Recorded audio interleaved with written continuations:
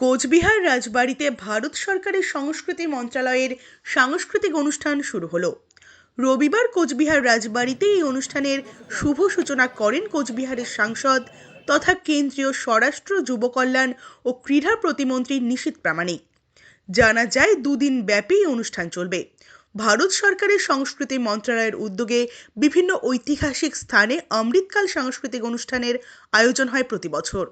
তারই অঙ্গ হিসেবে কোচবিহারের গর্ব ঐতিহাসিক নিদর্শন রাজবাড়িতে এই অনুষ্ঠান অনুষ্ঠিত হচ্ছে। আলোকসজ্জার অপরূপ সৌন্দর্যে সেজে উঠেছে রাজবাড়ি। স্থানীয় লোকসংস্কৃতি প্রসারের পাশাপাশি স্বনামধন্য আমন্ত্রিত শিল্পীদের অনুষ্ঠান দেখতে প্রচুর দর্শকের ভিড় লক্ষ্য করা যায়। আগামীকাল শেষ দিনের অনুষ্ঠানেও থাকছে চমক বলে জানিয়েছেন কেন্দ্রীয় মন্ত্রী নিশীথ প্রামাণিক। দেখুন, আপনারা জানেন যে গত 4 বছর থেকে প্রত্যেক বছর ভারত সরকারের মিনিস্ট্রি অফ কালচার থেকে প্রত্যেক বছর এই আমাদের কোচবিহারের রাজবাড়িতে দুদিনের যে আমাদের এই মনজ্ঞ সাংস্কৃতিক অনুষ্ঠান, সেই সাংস্কৃতিক অনুষ্ঠান হয়। এবছরেও সাংস্কৃতিক অনুষ্ঠান হচ্ছে।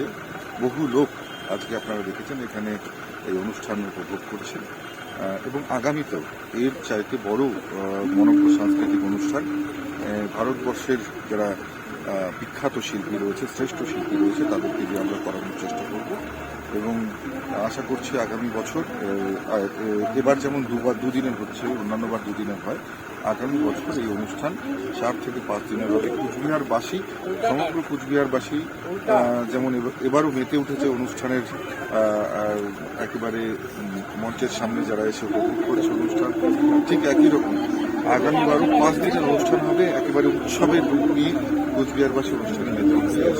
দাদা, আগামীকাল কোনো চমক থাকছে? নিশ্চিতভাবে কোনো না কোনো বিখ্যাত শিল্পী থাকছে, মুম্বাইয়ের শিল্পী থাকছে। নিশ্চিতভাবে খুব ভালো অনুষ্ঠান, খুব মনোজ্ঞ অনুষ্ঠান, মানুষের দেখার মতন অনুষ্ঠান।